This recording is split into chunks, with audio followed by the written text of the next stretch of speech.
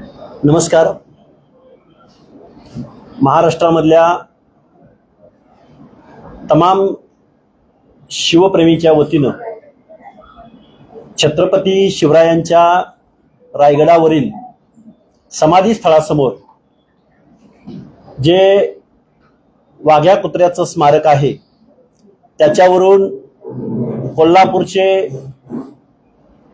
संभाजीराजे भोसले यांनी जो 31 तारखेपर्यंतचा जो अल्टिमेटम दिलेला आहे त्या अल्टिमेटम संदर्भात तमाम महाराष्ट्रामधल्या ओबीसी बीजेएनटी धनगर समाज बांधवांच्या वतीनं माझी अशी विनंती आहे की संभाजी भोसलेंनी हे जे काही कार्य या महाराष्ट्रामध्ये सुरू केलेलं आहे, खरं तर संभाजीराजेंना रायगड विकास प्राधिकरणाचं अध्यक्ष बनवलेलं आहे.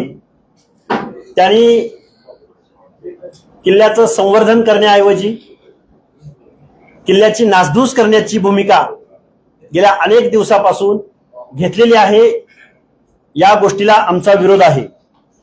मुळात दुसरा प्रश्न असा आहे की संभाजीराजेंनी 31 मे ही तारीख का निवडली. आमचं ऑब्जेक्शन असं आहे की 31 मेला मातोश्री पुण्यश्लोक अहिल्यादेवी होळकरांची जयंती असते आणि ही जयंती, या वर्षीची जयंती ही त्रिशतकोत्तर म्हणजे 300वी जयंती महाराष्ट्र साजरा करतोय.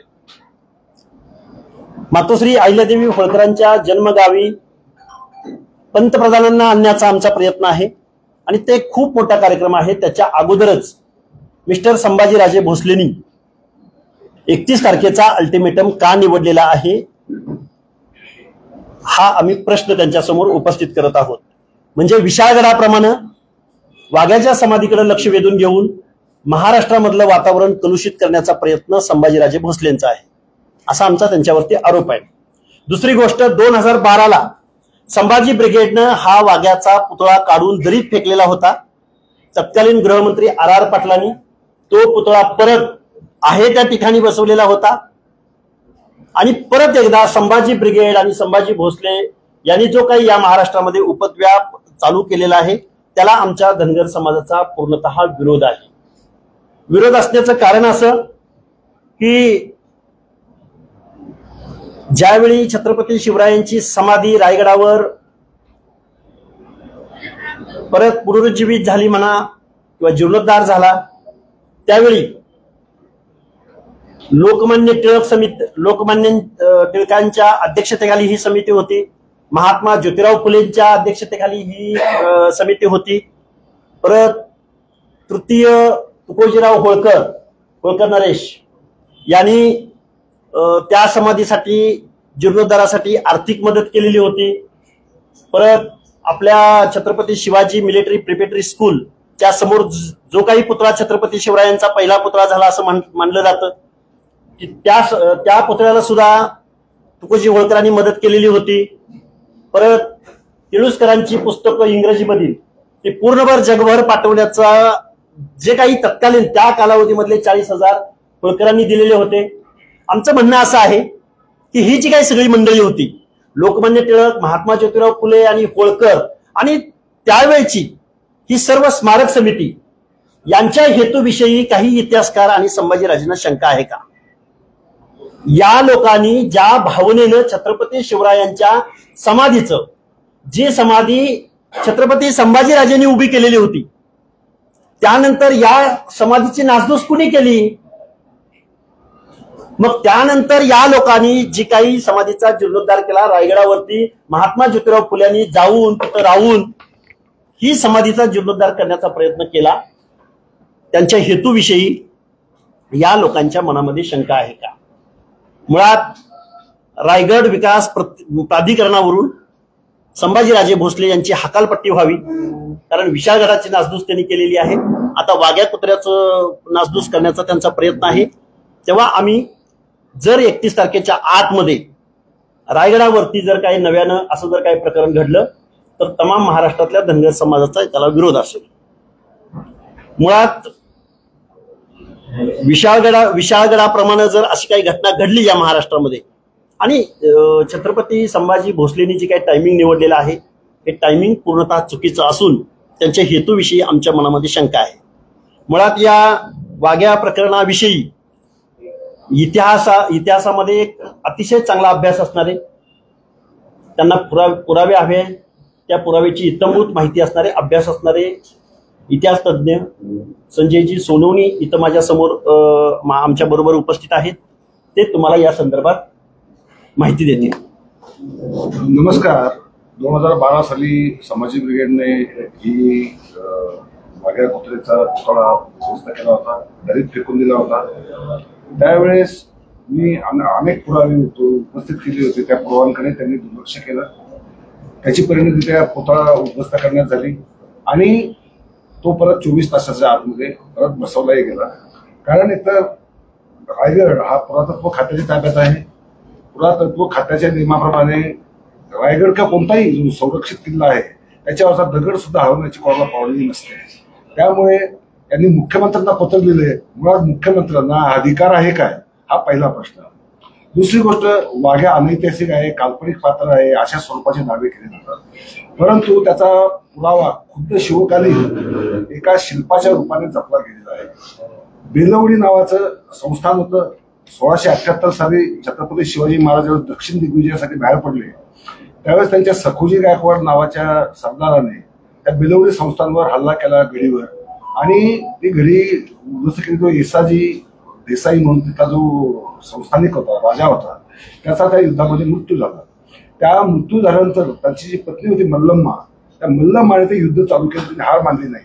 आणि जेव्हा शिवाजी महाराजांना कळालं की महिला असून ही हातात शस्त्र घेतले आणि ती आपल्या सैन्याशी लढते आणि एका महिलेशी आमचे सरदार लढत आहे, त्यामुळे शिवाजी महाराज संतापले. आपलं सैन्य मागं बोलवून घेतलं आणि स्वतः जाऊन ते बेलवडी संस्थान जे जिंकून घेतलेलं होतं ते शिवाजी महाराजांनी त्या मल्लम्माला परत दिलं. परत तर दिलंच, त्याच वेळेस तिला सावित्रीबाई असा खिताब सुद्धा दिला. आणि तिचा जो मुलगा होता, लहान मुलगा, त्याला मांडीवर घेऊन त्याला दूध भात भरवला आणि तिला आपलं बहीण मानलं. त्यानंतर मल्लम्माबाईने किंवा सावित्रीबाईने या प्रसंगाची आठवण ठेवण्यासाठी जे बेलवडी संस्थातल्या गावोगावी दगडी शिल्प निर्माण करून ठेवली. त्यातलं एक शिल्प गदग येथे आजही मारुती मंदिराच्या बाजूला उपलब्ध आहे. ते शिल्प, या शिल्पामध्ये जर आपण पाहिलं तर छत्रपती शिवाजी महाराज आहेत, त्यांचे मावळे आहेत, अब्दागिरी घेतलेला एक मावळा उभा आहे आणि त्याच्या बाजूलाच एक श्वान दिसतो आपल्याला. तो मुघल हाऊन प्रजातीचा श्वान आहे. म्हणजे शिवाजी महाराजांचा हा श्वान नेहमी सोबत करत होता, म्हणून शिल्पामध्ये हा श्वान आलेला आहे. नाही तर श्वान येण्याचं काही कारण नव्हतं. म्हणजे हा शिवाजी महाराजांच्या हयातीतलाच हा पहिला पुरावा आहे. दुसरा पुरावा आपल्याला आश्चर्य वाटेल, जर्मनांनी जपून ठेवलेला आहे.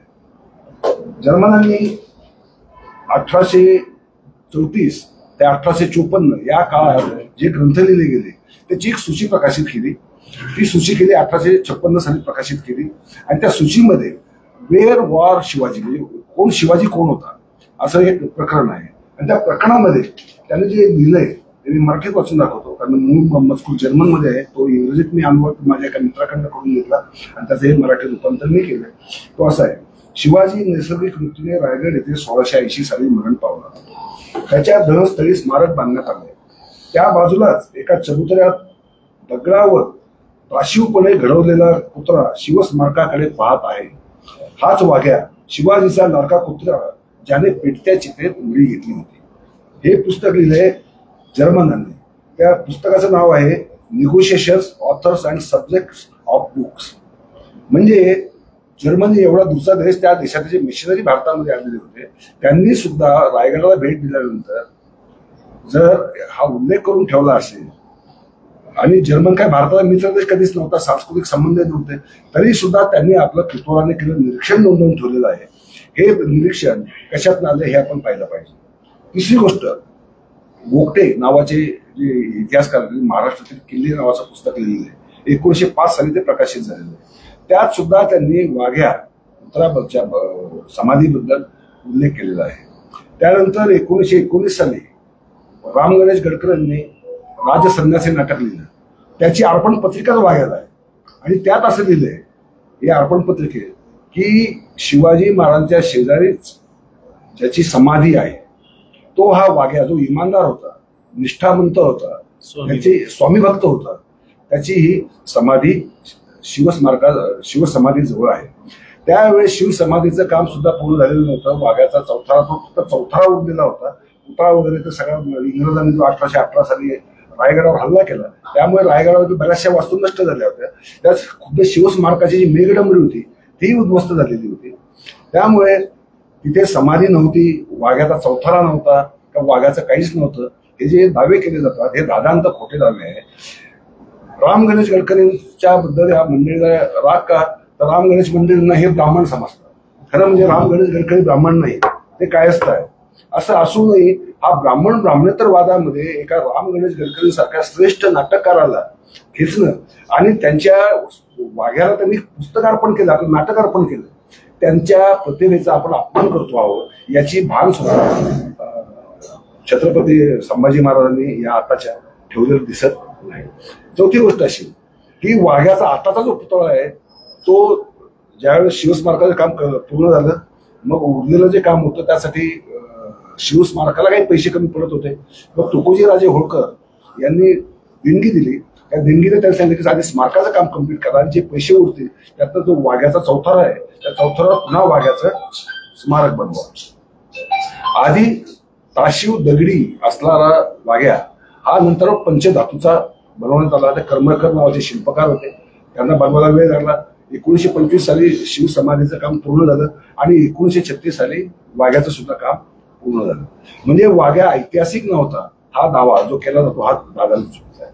दुसरी गोष्ट अशी की यांचं म्हणणं असं की शिवकालीन साधनांमध्ये वाघ्याचा उल्लेख काय येत नाही, मग वाघ्याच्या समाधीचा उल्लेख काय येत नाही, मग पुतळाबाईंची समाधी असेल, सोयराबाईंची समाधी असेल, इव्हन राजगडावर असलेल्या सईबाईंची समाधी असेल, त्याचाही कोणत्याही ऐतिहासिक बखरीमध्ये उल्लेख नाही. मग त्या नव्हताच का? असं तर होऊ शकत नाही. असं असताना प्रत्येक गोष्ट लिहूनच ठेवली जाते की आवश्यक वाटते असं काही नसतं. आणि आपल्या इतिहासामध्ये गोंधळ एवढा आहे की पावनखिंडचं युद्ध, आताच्या पावनखिंडीत ज्याला आपण गोठीण म्हणतो किंवा त्याचं नाव पावनखिंड झालं, तिथे झालं की नाही झालं हा प्रश्न आजही आहे. त्यानंतर शिवाकाशीद हे पात्र इतिहासात खरं आहे का खोटं आहे याच्याबद्दल सुद्धा वाद होत असतात. पण हे वाद ऐतिहासिक इतिहासकारांच्या पातळीवर ते सोडवले गेले पाहिजे. त्यामध्ये ज्याचा इतिहासाशी संबंध नाही, केवळ शिवघराण्याशी काहीतरी संबंध आहे, तर एखाद्या विशिष्ट जातीशी संबंध आहे म्हणून दुसऱ्या जातीचा द्वेष करायचा आहे आणि त्यातनं शिवस्मारकच्या शेजारी असणारा वाघ्याचा जो ऐतिहासिक आहे याच्याबद्दल शिवकालीन पुरावे आहेत, त्रयस्थ पुरावा पण आहे, याच्याकडे मात्र सोयीस्कररित्या दुर्लक्ष करायचं.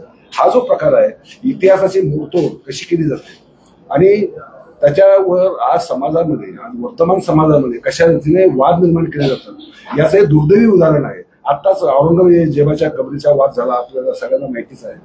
खरं म्हणजे खुलताबादला औरंगजेब भारतात काही जगाच्या पाठीवर कुठेही मेला असता त्याची समाधी खुलताबादलाच झाली असती, कारण त्याचं अखेरची इच्छा जी होती की त्याचे जे गुरु आहेत जैनुद्दीन शिराजी त्यांच्या दर्ग्या शेजारीच माझी समाधी व्हावी असं औरंगजेबाचं म्हणणं होतं. त्यामुळे ती समाधी औरंगजेब महाराष्ट्रात मरो अजून कुठेही मरो त्याची समाधी ही खुलताबादला होणार होती. कारण खुलताबादला फक्त औरंगजेब का जैनुद्दीन शिराजी कबर नाहीये, तिथे शेकडो कबरी आहेत. त्यात पहिला निजाम आहे, त्यानंतर आदिलशाह आहे, असे जे मलिक अंबर आहे, म्हणजे मोठ्या मोठ्या ज्या त्या काळातले मुस्लिम सरदार होते किंवा राजे होते किंवा संस्थानिक होते किंवा सुभेदार होते त्यांच्या समाध्या सुद्धा खुलताबादला आहे. मग याकडे दुर्लक्ष करायचं आणि वाद माजून द्यायचा. त्या वादातलं काही निघत नाही असं निष्पन्न आलं म्हणून आता वाघ्याचा वाद काढला. म्हणजे हिंदू मुस्लिम वाद करून झाला, आता मराठा धनगर वाद पेटवायचा आहे. हे जे एका छत्रपतींच्या वंशजाने करावं यासारखी दुर्दैवी गोष्ट कोणती असू शकत नाही. छत्रपती शिवाजी महाराज हे सर्व लोकांना रयतेला सोबत घेऊन चालणारे होते. त्यांच्या सैन्यामध्ये त्यांच्या सैन्यात महत्वाची गोष्ट त्यांच्या सैन्यामध्ये कुत्र्यांचंही पथक होतं आणि ते त्याचा उल्लेख डॉग्स इन वर्ल्ड या ऐतिहासिक माहितीची दिली. जसवंतलाल मेहता यांचं ते पुस्तक आहे. त्यांनी असं म्हटलं की शिवाजी महाराजांकडे कुत्र्यांची पथकं होती आणि गनिमी काव्याने ज्यावेळेस शिवाजी महाराज युद्ध करायचे तर कुत्र्यांची झुंड आधी ते सोडायचे शत्रूवर आणि गोंधळ उत्पन्न करायचे शत्रू सैन्यामध्ये. आणि मग गोंधळ उत्पन्न झाला की मग मावळ्या येऊन अचानक हल्ला करायची. त्यामुळे शिवाजी महाराजांचे अनेक विजय सोपे झालेले आहेत. म्हणजे शिवाजी महाराजांच्या व्यक्तिगत जीवनात तर होता एक कुत्रा, परंतु त्याच्या सैन्यात सुद्धा कुत्र्यांचं वास्तव्य होतं. आणि आता यांना कुत्रा अपमानास्पद का वाटायला लागला? कुत्रा कधीपासून अपमानास्पद झाला? जो मानवाने 80,000 वर्ष माणसाला पहिला प्राणी म्हणजे कुत्रा. म्हणजे ज्यावेळेस माणूस आदिम स्थितीमध्ये होता, कुत्र्याला पहिल्यांदा माणसावर गुहांमध्ये जी चित्र आहेत प्राचीन काळची, त्याच्यामध्ये माणसाबरोबर कुत्रा चालताना दाखवलेला आहे. शिवाजी महाराजांबद्दल बरोबर कुत्रा असण्याचे अनेक पुरावे आहेत. एवढंच काय, त्यांचा नातू शाहू महाराज, थोरले शाहू महाराज, त्यांचा सुद्धा खंड्या नावाचा कुत्रा होता. तो एवढा स्वामी भक्त होता. त्याची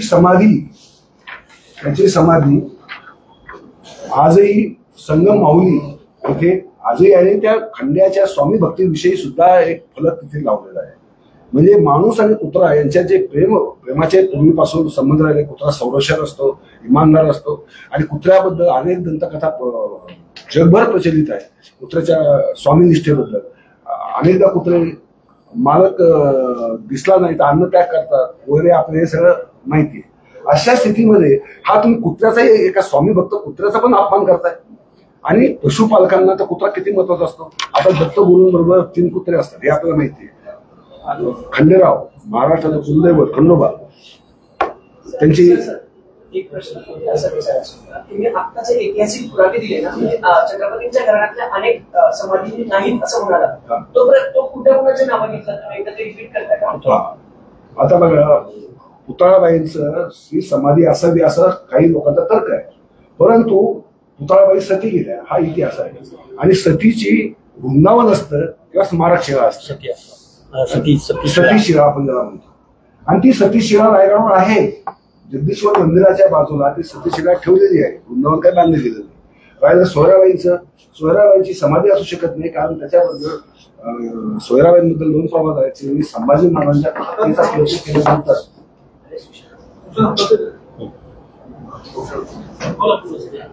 हत्येचा प्रयत्न केल्यानंतर एक पुरावा बखरींमधला असं सांगतो की सोयराबाईंना भिंतीमध्ये चिरून मारलं, किंवा सोयराबाईंनी स्वतः विष घेऊन आत्महत्या केली. आणि हे डॉक्टर कमल गोखले हे इतिहासकार आहेत, यांनी हे त्यांच्या संभाजी राजांचं जे त्यांनी विस्तृत चरित्र दिलं त्याच्यामध्ये नमूद केलेलं आहे.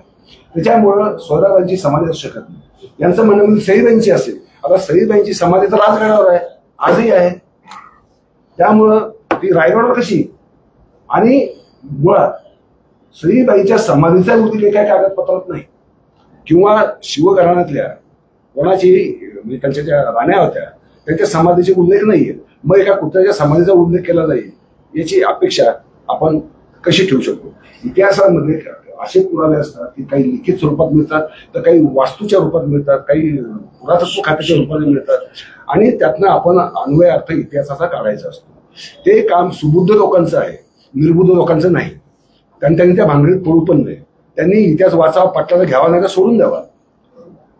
कारण उद्या नवीन पुरावा ते इतिहास बदलत असतो. इतिहास काय कायम आहे तसा काही राहत नाही. नवीन समजा कागदपत्र मिळाली काय मिळाली, परंतु हा त्यांच्या समकालीन पुरावा ऑलरेडी मिळालेला आहे कुत्र्याच्या अस्तित्वाचा, आणि त्याला आपण नाकारायचा प्रयत्न करणं हा शिवद्रोह आहे, महाराष्ट्रद्रोह आहे, आणि समाजाशी केलेला घोर प्रतारणा आहे असं मला म्हणावंसं वाटतं या संदर्भात एक इतिहासकार. त्यांचं असं म्हणणं की भारतीय पुरातत्व खात्याकडे सुद्धा याबाबतचे कोणतेही पुरावे नाही, त्यांचा दाखला त्यांनी पुरातत्व खात्याचं पत्र त्यांनी उपस्थित करावं. पुरातत्व खात्याचं असं म्हणणं जर असेल असं त्यांचं म्हणणं आहे, कारण मुळात तिथे चौथारा शिव समाधीच्या बाजूला चौथारा जुन्या फोटोमध्ये आजही दिसतो, त्याच्यामुळे तो नाही. आणि 1883चं जे कुलाबा गॅजेटियर आहे त्या कुलाबा गॅजेटियर मध्ये तर त्यांनी शिवसमाधीचा उल्लेख केलेला नाही. मग त्याचं काय करायचं? इंग्रजांनी उल्लेख केलेला नाही, एका पुरातत्व खात्याने उल्लेख केलेला नाही म्हणून तो नव्हताच असं, मग शिवसमाधी नव्हती असं म्हणावं लागेल. पण तिथं आहे, इथं ऐतिहासिक वास्तव आहे. त्यामुळे पुरातत्व खात्यातले असं म्हणणं असतं हे मला शक्य वाटत नाही. पुरातत्व फार तर काय म्हणेल की ती समाधी नेमकी कशाची आहे, कशाची उत्खनन करा. आणि मी तर माझ्याच मागणी केली, उत्खनन करा, टेस्ट करा. आता शिवाजी महाराजांची समाधी ती 1853 साली एका भोसले नामक चोराने फोडली होती. त्याला काही धन मिळेल अशी आशा होती, ते काही मिळालं नाही. पण ते फोडलेला भाग मात्र तसाच राहिला आणि त्याच्यामध्ये उदमांजर घुसली. आणि ते उदमांजर आहे, उदमांजराची हाड आहे, ते कसं लक्षात आलं? त्यांची डीएनए टेस्ट केल्यानंतर लक्षात आलं. आमचं काहीच म्हणणं नाही, तुम्ही करा ना डीएनए टेस्ट, तुम्ही खोदा, आडवा छेद घ्या, म्हणजे गोष्ट करायची गरज नाही. तुम्ही आता तिरका छेद घेऊ शकता, सायन्स तेवढं पुढे गेलेलं आहे, टेस्ट घ्या, त्याला आमची काही हरकत नाही. परंतु काही आगापिछा नसलेली विधानं करून, मागण्या करून एक वातावरण कलुषित करणं, आज महाराष्ट्रातलं आपण जर पाहिलं तर वातावरण कधी नव्हे एवढं आधीच कलुषित झालेलं आहे. या कलुषित वातावरणात आपल्याला शांतता आणायची, शांतता प्रस्थापित करायची, सौहार्द निर्माण करायचं, की एकमेकांच्या विरुद्ध दूर करायचं. आधी संभाजी ब्रिगेडने वाद काढला, तो ब्राह्मणाचा वाद काढला. त्यांनी काय म्हटलं होतं की ब्राह्मणांनी मुद्दाम शिवरायांचा अपमान करण्यासाठी ही कुत्राची समाधी बांधली. आता ब्राह्मणांना शिवरायांचा अपमानच करायचा असता, त्यांनी मुळात समाधीच कशाला बांधली असती, समाधीचा जीर्णोद्धारच कशाला केला असता? एवढा साधा प्रश्न या बिंडोक लोकांच्या लक्षात आला नाही. ही एक वाईट गोष्ट आहे, ही अत्यंत अपप्रवृत्ती आहे. विवेक हरपला असल्याची किंवा सतत विवेक बुद्धी नसल्याचंही लक्षण आहे. मग तुम्ही फक्त वाघाच कशाला काढता? तुम्ही मग जे ब्राह्मणांनी जी मेघडंबरी वगैरे उभारली ती सुद्धा काढा आणि नवीन बांधा. कारण त्यावेळेस छत्रपती घराण्यातल्या एकानेही या शिवसमाधीसाठी 1 रुपयाची आर्थिक मदत केलेली नाही, हे आपण विसरता कामा नाही.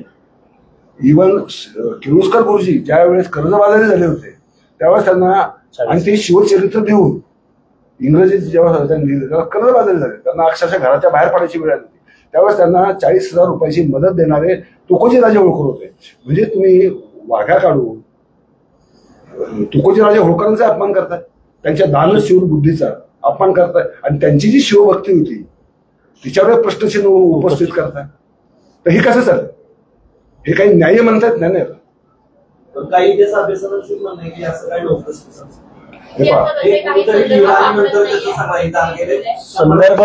संदर्भ अनेक ऐतिहासिक गोष्टी, काही मिथ्सवरून येतात, काही दंतकथावरून येतात. आता उदाहरणार्थ तुम्हाला सांगायचं म्हणलं तर जेजुरी गडाला 9 लाख पायऱ्या जेजुरी गडाला म्हटलं जातं. 9 लाख पायऱ्या आहेत का तिथं?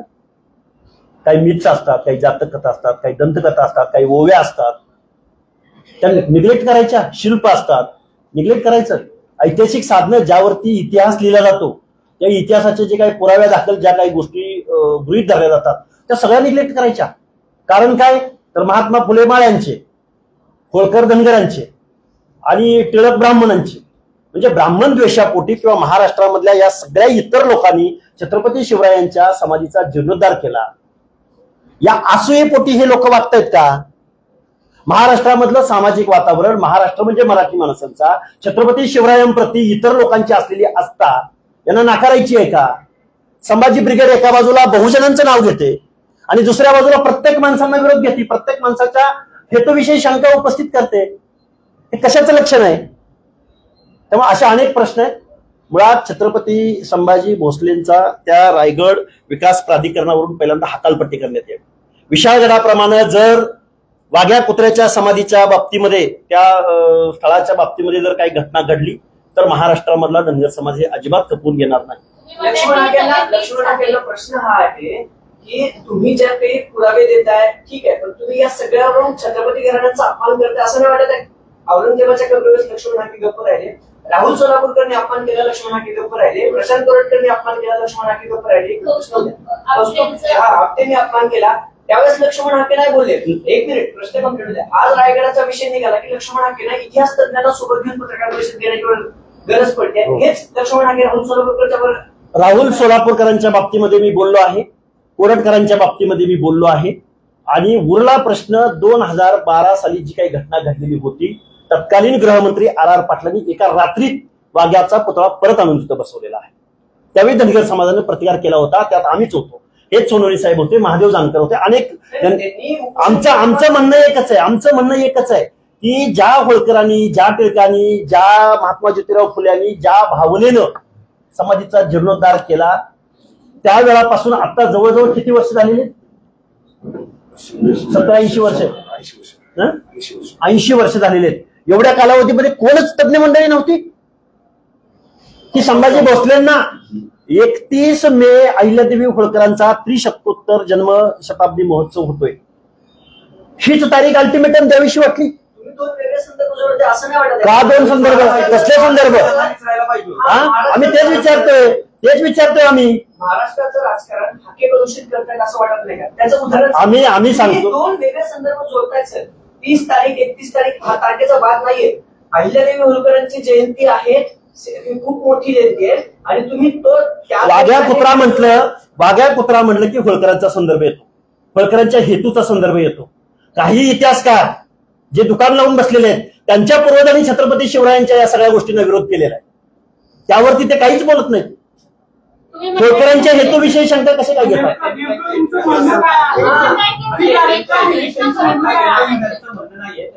की त्या शिवाजी महाराजांच्या समाधी शेजारच्या बाजूने उभं केलेलं आहे, त्याची उंची देखील त्या शिवाजी मग इतिहास तज्ञ मंडळींनी महाराष्ट्र शासनानं तशी एखादी समिती नेमावी.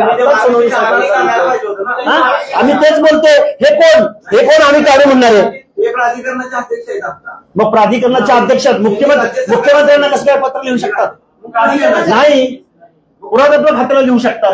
मुख्यमंत्री त्यांच्या थ्रूवर लागतील ना. आणि पुरातत्व खात्याला पत्र लिहिलं गेलं पाहिजे. मुख्यमंत्र्यांना अधिकार नाही. पुरातत्व खात्याने सांगितलं 100 वर्षाच्या जर वर अशी काही संरचना झाली तर म्हणजे काढणं हा उद्देश आहे का?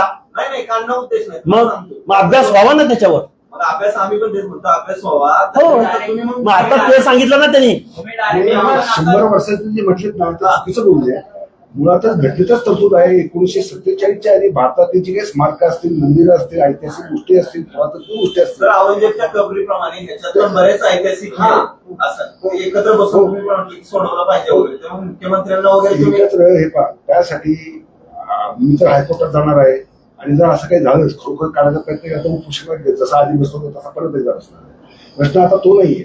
प्रश्न असा राहिलाय की हे मुळात समाजामध्ये आता ते काल संभाजी महाराजांनी पत्र दिल्यानंतर समाजामध्ये जी खळबळ आपल्याला जाणवते, सोशल मीडियावर जे वादळ जाणवते ते चिंताजनक आहे असं पत्रकारांनाही वाटलं पाहिजे. आणि हे वातावरण कुठेतरी आपल्या उलट निवडलं पाहिजे, कुठेतरी सौहार्द आणि शांती निर्माण केली पाहिजे.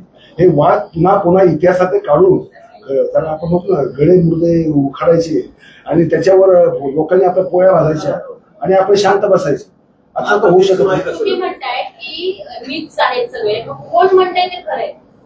एकीकडे एका इतिहास संशोधकाला विचारलं ऐतिहासिक कोणते संदर्भ नाही आणि तुम्ही हे संदर्भ आहे ते म्हणतायत की मीच आहेत, मग खरं नेमकं म्हणायचं जे संदर्भ आहे ते मी तुम्हाला पुरावा देखील दाखवतो. म्हणजे हे का मी बनवलेलं नाही का जर्मनांचं लेखन मी बनवलेलं नाही, हे मी बनवलेले पुरावे नाही, यांनी पुरावा दाखवला. तर इंद्रजित सावंत ज्यावेळेस 2012 साली माझं पुस्तक प्रकाशित झालं त्यावेळेस त्यांचा मला फोन आला होता.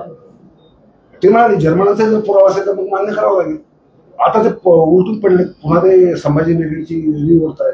मला इतिहासकारांबद्दल इतर इतिहासकारांबद्दल काही माझं म्हणणं नाही. मी सत्य असाही माझा दावा नाही. मी फक्त माझ्या जवळ जे आहे पुरावे ते दाखवतो, जे माझ्याकडे नाहीये ते काही मी दाखवायचा प्रश्नच येत नाही. मी काऊन बघायला आलो नाही. तुमच्यासाठी प्रश्न आहे. आता हे वारंवार प्रश्न जे इतिहासातले आपल्या समोर येतात, मात्र खरं पुरावे कुठले आपण धरावे याचे काही मापदंड आहेत का? तुम्ही इतिहास अभ्यासक त्या 2 मापदंड महत्वाचे आहेत. एक तर त्रयस्थ पुरावे, जसं आपण ह्युएन्सने जे प्रवास वर्णन 6व्या शतकात लिहिलं ते आपण भारतातल्या स्थितीबद्दल त्याचा एक महत्वाचा पुरावा मानतो. तर इत्सिंगने लिहिलेले प्रवास वर्णन आहे त्याचा पुरावा आपण महत्वाचा मानतो, आपल्या भारतातल्या लेखनापेक्षा महत्वाचा, कारण तो पर्यायी दुय्यम पुरावा आहे आणि तो तिसऱ्या त्रयस्थ व्यक्तीने लिहिलेला आहे म्हणून. दुसरी गोष्ट अशी की पुरातत्वीय पुरावा जो असतो त्या काळातली शिल्प असतील, त्या काळातली कोणतेही बांधकामं असतील का, मंदिर असतील का, मशिदी असतील का, काही असेल, तो एक पुरावा आपण इतिहासामध्ये महत्वाचा करतो. तिसरा गोष्ट मग पत्र, बखरी ही दुय्यम साधने. बखरींना प्रायमरी साधन, अगदी विकार राजवाडे सुद्धा बखरींना दुय्यम दर्जाची साधनं म्हणायची. त्यामुळे जी पत्र असतील तर मी असं मानणार. पत्र जर नसेल, बखरीत लिहिले त्याला मी पुरावा मानणार नाही. म्हणजे बखरीमध्ये अनेक गोष्टी, दंतकथा, किंवदंती इतक्या आलेल्या आहेत की आता खुद्द संभाजी राजांचं चरित्र जे आहे ते त्या बखरीतल्याच दंतकथांवर पूर्वी लिहिलं जायचं आणि ते विकृत आणि काय म्हणून आपण त्याला संभाजीराजांची बदनामी करणार होतो. पण नंतर कमल गोखले असतील, वासी बेंद्रे असतील, यांनी त्यावेळची जी डचांनी काय लिहिले, इंग्रजांनी काय लिहिले, फ्रेंचांनी काय लिहिले, त्यांच्यातला पत्रव्यवहार काय आहे आणि मोगलांच्या दरबारात काय लिहिलं गेलेलं आहे, आदिलशहाच्या दरबारात काय लिहिलं गेलेलं आहे, असा तुलनात्मक अभ्यास केला तेव्हा हे संशोधन करून नव्याने चरित्र लिहिलं. आणि मग त्यांच्या चरित्राचे डाग पडलेले होते की ते बाहेर खाली होते, व्यसनी होते, नशेत बेधून राहायचे वगैरे जे दावे केलेले होते बखरींनी, ते दावे खोटे निघाले. किंवा त्यांच्या जीवनात कोणत्या स्त्रिया आल्या होत्या, त्यांनी पळवून दिली होती वगैरे, त्याच्यावर चित्रपटही निघाले होते. आपल्याला माहिती आहे थोरातांची कमळा वगैरे चित्रपट आपल्याला सगळ्यांना माहिती. म्हणजे पुरावे खरे कोणते म्हणायचे यासाठी मापदंड आहे. कादंबरीला आपण इतिहास जसं मानत नाही तसं बखरीला आपण इतिहास मानू नये. आपण समकालीन साधनं काय आहेत आणि त्रयस्थ प्रवाशांनी काय लिहिलंय. आता ताजमहाल आहे, ताजमहालच्या संदर्भात बर्नियरने काय लिहिलंय, तो बाहेरचाच प्रवासी होता, किंवा इब्न बतुताने काय लिहिलंय, त्याचे पुरावे आपण जास्त ग्राह्य धरतो कारण ते त्रयस्थ लोक होते, कारण त्यांचे काही कोणते स्वतःचे व्यक्तिगत हेतू नव्हते, त्यामुळे त्यांचे पुराव्यांकडे प्रश्न आहे. साहेबांना एक प्रश्न आहे. मी उदाहरण देताना विशाळगडाचं उदाहरण दिलं. विशाळगडावरचं अतिक्रमण आठवलं. 2 अतिक्रमण होते, विशाळगड आणि प्रतापगड. अफजल खानाचं ते अतिक्रमण नव्हती का, आणि सरकारनं ते हटवण्याचा निर्णय घेणं सरकारनं चूक केली का? अतिक्रमण वाढत चालली होती गडावर, येतं पाणी तुम्हाला? हे आत्ताच टायमिंग कसं काय आलं? एवढी वर्ष काय करत होते हे सगळे लोक? अगोदरच्या लोकांना काही कळतच नव्हतं असं तुमचं म्हणणं आहे का? तुमचं हो आहे ना आमचं, म्हणतोय ना मी. संभाजी भोसलेंनाच का बोलावं लागतं हे? त्यावेळी समित्या नव्हत्या, त्यावेळी राजे नव्हते, संभाजीचे अगोदरचे पूर्वज नव्हते, त्यावेळी त्यांनी शंका उपस्थित केली नाही. आता स्वतःचा राजकीय स्कोअर सेट करायला का? हा संभाजी भोसले महाराष्ट्रातल्या इतर कुठल्याही लोकांचं छत्रपती शिवरायांना एका जातीपुरतं मर्यादित करण्याचा एक घिनवणा प्रयत्न संभाजी भोसले करतायत. इतर लोकांनी ज्यांनी कुणी काय केलं ते नाकारण्याचा हा केविलवाना प्रयत्न आहे. महाराष्ट्रातल्या सर्व 18 पगड 12 मावळ, अरे हे आता बोलायचं म्हणलं तर खूप आहे. जीवा महाले, शिवा काशीद, बेहरजी नाईकाची समाधी सुद्धा नाही, पुतळा सुद्धा नाही, त्याच्यावर एक साधं पत्र्याचं छप्पर सुद्धा नाही. हे दिसलं कधी या संभाजी भोसलेंना? कार्यकर्ता म्हणून मी हे प्रश्न उपस्थित करतोय. इतिहासकार तर इथं सोनवणी साहेब बसलेत, रामभाऊ लांडे आणि आमचे सोनवणी साहेब. तिकडून कुणाला सावंतांना आणा, कोकाटेंना आणा, कुणाला आणायचं त्यांना आणा, बसा ना एकदा समिती गठीत करावी शासनानं. पण महाराष्ट्रामधलं वातावरण कलुषित करण्याचा प्रयत्न संभाजी का करतायत? समाजवादी पत्र लिहिलंय तसं तुम्ही काही मुख्यमंत्र्यांकडे मागणी, मुख्यमंत्र्यांकडे आम्ही आता ही प्रेस त्यासाठीच घेतली. समिती नेमावी आणि त्याचा अभ्यास करून त्याचा निर्णय निश्चित आम्ही पत्र लिहू, आम्ही कोर्टातही जाणार आहोत. सोनवणी साहेब आमच्या बरोबर आहेत. जे पुरावेच नाहीत म्हणतात त्यांना आम्ही पुरावे देण्याचा प्रयत्नही केलेला आहे. आणि अजून आम्ही बसू, पुरातत्व खात्यामध्ये जाऊ, तिथं आमची काही लोक बसतील, त्यांची काही लोक बसतील. पण महाराष्ट्रामधल्या पूर्वजांचा, होळकर असतील, फुले असतील, टिळक असतील, या लोकांच्या हेतूविषयी शंका तुम्ही उपस्थित करताय. त्यांना काही कळत नव्हतं, त्यावेळी तुमचे पूर्वज काय करत नव्हते, आणि तुम्हीच जन्माला आले की तुम्ही काहीतरी मोठा दिवा लावला आणि तुम्ही महाराष्ट्रातलं वातावरण कलुषित करताय. अरे बरोबर झालं का चुकीचं झालं? हो ना, मग इतकी वर्षी कसं काय चुकीचं बरोबर कळत नव्हतं, आत्ताच कसं काय? तुमचा हेतू काय? अतिक्रमण हटवलं जात आहे, देर आहे दुरुस्त आहे असं वाटतं का? देर आहे दुरुस्त आहे असं अरे छत्रपती शिवरायांनी अफजल खानाची कबरच बांधली नसते ना. जी स्मारक आणि किल्ले आहेत ते वाचवण्याची आता मोहीम हाती घेतली जाते, हे चांगलं का वाईट तुमच्या दृष्टीने? त्याच समितीवरती संभाजी भोसलेंना नेमलंय. त्यांनी जे काही बांधकाम केलंय ते निकृष्ट दर्जाचं केलंय. हाताने जर त्याला असं ढकललं तरी ते पडतंय. त्याच्यावरचं लक्ष दुर्लक्षित करण्यासाठी संभाजी भोसले या पद्धतीचे वर्तवणूक करतायत. मी कार्यकर्त्याच्या भावनेने बोलतोय. माझा तोच प्रश्न आहे की ही जी डागडुजी केली जाते सगळ्या किल्ल्यांची किंवा काय, डागडुजी करण्याऐवजी तुम्ही विशाळगड तिथं नेस्तनाबूत करणार, उद्या वाघ्या कुत्र्याचा पुतळा नेस्तनाबूत करणार, हे कोणी दिलं? कोण दिले ना? अरे अतिक्रमण अफजल खानाचा असो किंवा विशाळगडचा असो किंवा आपल्या औरंगजेबाचा असो, समिती बसली पाहिजे त्याच्यावर. महाराष्ट्राचं वातावरण कलुषित कशाला करतो? हा, आम्ही करतोच ना मागणी.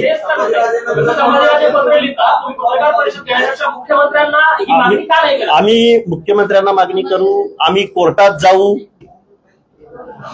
करू आम्ही ते.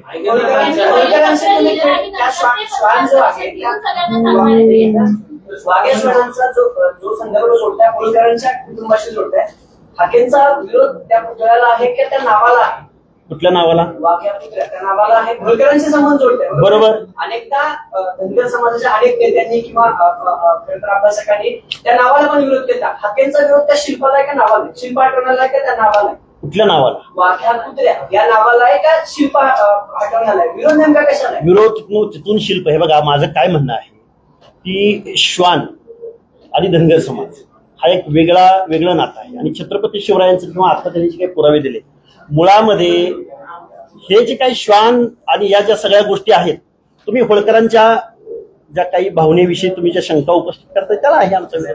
आगे सर, तुम्ही ओबीसीचा लढा, ओबीसीच्या मुद्द्यावर तुम्ही अनेकदाच बोलता, मात्र तुम्ही वाघ्या पुतळ्याचा जो शिल्प आहे त्याच्यात इंटरेस्ट घेतलाय. नेमकं काय साध्य करायचंय तुम्हाला किंवा कशासाठी पुढं?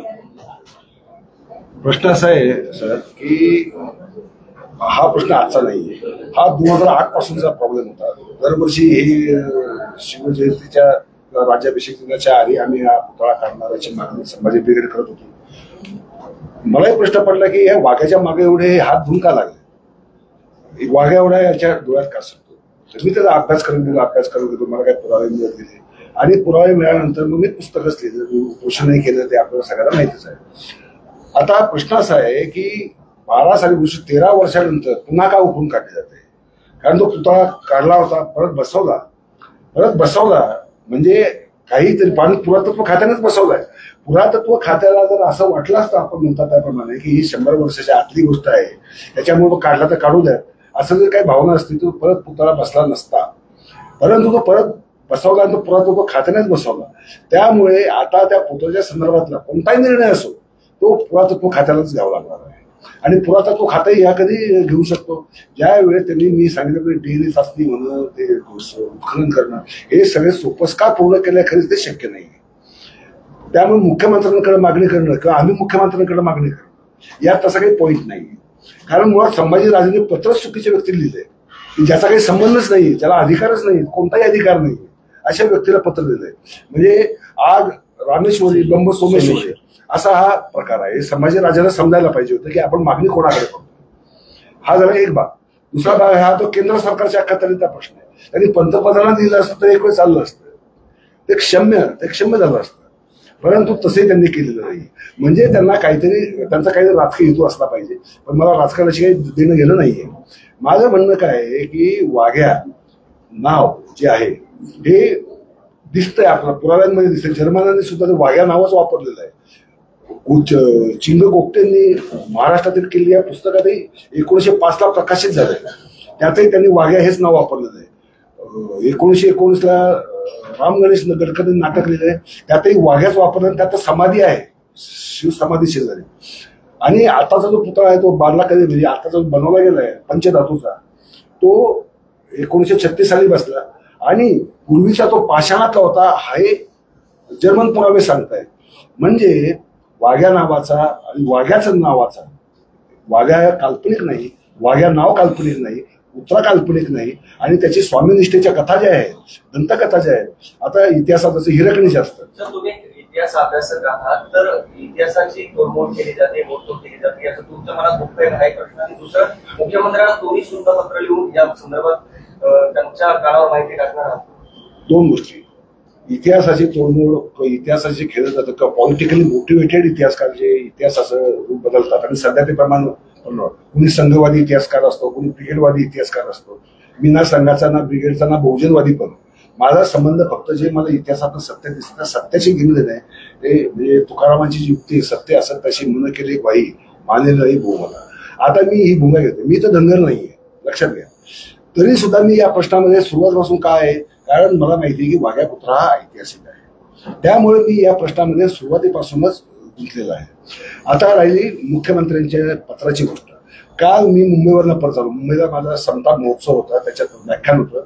मी काल परवा रात्री उशिरा परत आलो आणि सकाळी 10-10:30 जागा झालो. आणि तेव्हापासून चॅनलचे फोन हे असं झालं. मला ते माहितीही नव्हतं की यांनी काही पत्र लिहिले संभाजीराजांनी. मग ते पत्र मिळवलं, ते वाचलं. पण सारा दिवस माझा चॅनेल्स आणि काही लाईव्ह करण्यामध्ये दिवस गेला. यामध्ये ते राहून गेलं. आणि आता ही प्रेस कॉन्फरन्स आहे. यानंतर मी काय करणार, मी फक्त मुख्यमंत्र्यांना पत्र लिहिणार नाहीये. मी राज्यपालांना लिहील, मुख्यमंत्र्यांना लिहील, विरोधी पक्षाला लिहील, पंतप्रधानांना लिहील. सांस्कृतिक मंत्रालयाला पत्र देईल आणि हायकोर्टामध्ये अशा प्रकारची कोणती अनैतिहासिक वक्तव्य करून कोणताही वाद, म्हणजे फक्त वाघ्या कुत्राच नव्हे, महाराष्ट्रातल्या कोणत्याही ऐतिहासिक स्थानाबद्दल काहीतरी उपद्व्यापी बोलून समाजामध्ये तेढ निर्माण करू नये, याच्यावर बंदी घालावी किंवा याच्यावर काहीतरी एक काय म्हणतो आपण सेव मोठं एक दाखल करावं आणि याच्यावर सरसकट बंदी घालावी. कुणी अशा प्रश्नांबद्दल बोलू नये. हे इतिहासकारांचं काम ते इतिहासकारांना करू देत ना. इतिहासकारांमध्ये मतभेद असू शकतात. पुराव्याकडे मतभेद आहेत, त्याच्यामुळे सगळा वाद निर्माण होतोय. अनेक गोष्टींमध्ये इतिहास अभ्यासकांमध्येच मतभेद आहे. तो काय छत्रपती शिवरायांच्या जन्म तारखेवरूनच वाद आहे ना, मिटला का? त्याच्यावर सोल्युशन निघालं का? कसं आहे आता बघा, शिवजयंती यंदा पहिल्यांदा 2 वेळा साजरी झाली आणि 2 तारखा साजरी झाली. पूर्वी तिथीला व्हायची पण एवढी मोठ्या प्रमाणात. यंदा कशी झाली? कारण सरकार कोणत्या पक्षाचं आहे, कोणत्या विचारसरणीचं आहे त्यानुसार इतिहास बदलतो. इतिहासकार सुद्धा आपली भूमिका बदलतात. कारण त्यांचे व्यक्तिगत स्वार्थ असतात ना. त्यांना पदं पाहिजे असतात, पारितोषिक पाहिजे असतात, राजकीय समिती पाहिजे असते. त्याला आपण पॉलिटिकल मोटिवेटेड हिस्टॉरियन्स म्हणतो. आणि हे असे हिस्टॉरियन्स इतिहासाचे खुनी आहे आणि अशा इतिहासकारांना इतिहासकार मानणं हा सुद्धा गुन्हा आहे असं मला व्यक्तिशः वाटतं. तुम्ही म्हणाला की महाराष्ट्राचं वातावरण जनतेने कलुषित केलं जाते. 100% तुम्ही म्हणताय तुम्ही राजकारणात समाजकारणात ऍक्टिव्ह आहात, मान्य आहे. नितेश राणे आणि म्हात्रेंनी त्यावेळेस खरं तर जो संसदेत औरंगजेबाच्या कबरीचा विषय निघाला, नितेश राणेंनी समोरून बोलले की कबर उकडून काढू. उपमुख्यमंत्र्यांनी बोलले, विधिमंडळात त्याच्यावर चर्चा झाली. त्यावेळेस महाराष्ट्राचं वातावरण कलुषित झालं नाही का? झालंच ना, प्रश्नच नाही. तुम्ही विरोध नाही केला. हो, दंगल झाली नागपूरची, ते कशाला परिपाक? तुम्ही त्यावेळेस विरोध बोललोय मी, प्रत्येक ठिकाणी बोललोय. फक्त प्रेस घेतली नाही, मी गावावरून बोललो, एवढाच विषय. माझ्या पोस्ट पण आहेत, मी तुम्हाला दाखवतो. खबर काढावी की नाही काढावी? अरे खबर काढावी का नाही काढावी हे बघा, मला सांगा. तुम्ही इतिहास नाकारू शकणार आहे का? काढली म्हणून औरंगजेब हे पात्र गायब होणार आहे का? इतिहासकार राजकारण्यांच्या पदानुसार आपली भूमिका बदलतात. एकीकडे तुम्ही म्हणता की खबर काढली तर इतिहास पुसला जाणार आहे. नेमकी तुमची भूमिका काय असणार आहे या सगळ्यामध्ये? महाराष्ट्रातलं सध्याचं वातावरण कलुषित होऊ नये तेच सांगतो ना. कुणाच्या वागण्यामुळं, कुणाच्या अशा इतिहासकार बनण्यामुळं आणि हातामध्ये घेऊन आम्ही म्हणेल ते अशी जर कुणाची भूमिका असेल तर त्याला ते समाज बिघडतात आहे ना. उल्लेख केला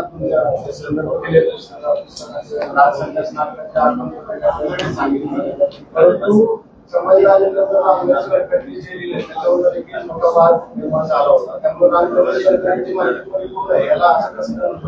पहिली गोष्ट अशी आहे, ते नाटक आहे. आपण काय करतो, छावा चित्रपट बघून आपण समाजी मानवाचा इतिहास शोधतो. कादंबऱ्या, नाटकं ही इतिहासाची साधनं अजिबात नाहीये. ती कथाकारांनी कादंबरी काढली आहे. त्यामुळे मी इतिहासावरच कादंबरी लिहितो. तर मला काही काल्पनिक प्रसंग निर्माण करायला तर मी माझ्या मजदुराप्रमाणे, माझ्या आवडीप्रमाणे ते निर्माण करतो. आणि मुळात राजसन्यास नाटक हे अपूर्ण आहे. ते मुळात अपूर्ण नाटक आहे.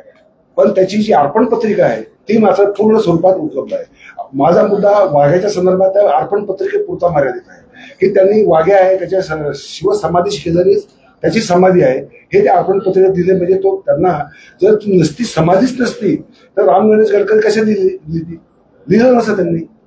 अपूर्ण माहितीच्या आधारे समाधी अशा पद्धतीने अपूर्ण आहे म्हणून आपण मुद्दा समजू शकतो.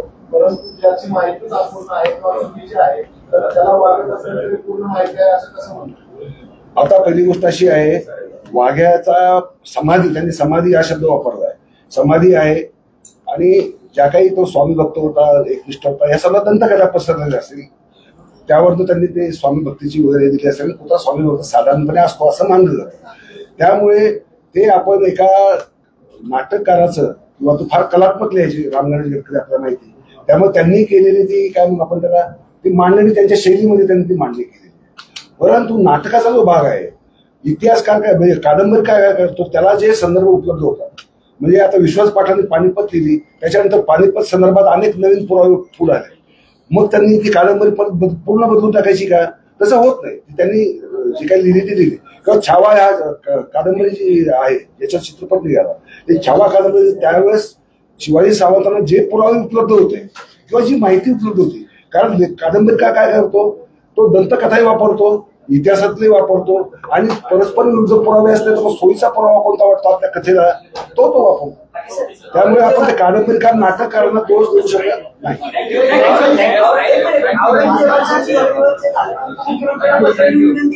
करणार की करणार हो निश्चित निश्चित. महाराष्ट्राचं वातावरण खराब होतं, सरकारवर विश्वास नाही का? तुम्ही खराब देणार नाही. सरकारची जबाबदारी आहे उलट अशा लोकांना तंबी द्यायची, अशा लोकांना अशा ठिकाणी ठेवणंच चुकीचं आहे मुळात. तुम्हाला अगोदर काही इनपुट आले का असं वातावरण होणार आहे 30 तारखेला? त्यांनी दिलंय ना, अल्टिमेटम दिलंय की इनपुट यायचं काय कारण आहे? संभाजी भोसलेंनी सांगितलंय 31 मेची तारीख. 31 मे तारीख कशी काय संभाजी भोसलेंना सापडली? तुम्हाला सरकारवर विश्वास नाही विश्वास. यांच्यावर कारवाई नाही होणार नसेल किंवा त्यांना तंबी देणार नसतील तर कसा विश्वास ठेवायचा आम्ही? म्हणजे अहिल्यादेवी होळकरांच्या अहो ते ठरवतील ना तज्ञ मंडळी आमचे. बघा इथं समिती गठीत व्हावी.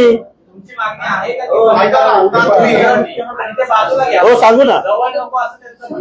हा पुतळा आहे, त्या वाघ्या पुतळ्याची समाधी शिवस्मारकापेक्षा उंच आहे असं कुठे दिसतंय? त्यांचं काय म्हणणं आहे? म्हणणं काय असू शकतं? त्याला काही इलाज नाही. आपण कोणाला तोंड धरू शकत नाही. आखेताई, तुम्ही आता म्हटलात की संभाजी महाराजांमुळे वातावरण कलुषित होते. मागच्या अनेक महिने निलेश राणे जे आहेत, नितेश राणे जे काय वादग्रस्त विधान करतात, तुम्ही त्यांच्या संदर्भात कधी बोललोय? आणि नागपूरचं प्रकरण हे बघा, नागपूरचं प्रकरणच त्यांच्यामुळे घडलंय. मी आता बोलतो ना तुमच्या समोर बोलतो, मीडिया समोर, महाराष्ट्रासमोर बोलतोय. हे बघा कोरटकर सोलापूरकर मी तुम्हाला बाईट देतो का लावा, परत देतो मी तुम्हाला. मग कशाला तुम्ही प्रश्न कसं काय उपस्थित करता? अरे हो आम्ही झालंच ना वातावरण तसं. मागू आम्ही, चला मागू. मी काय भाजपचं आहे का? मी काय भाजपचं आहे का? थँक्यू. ते नंतर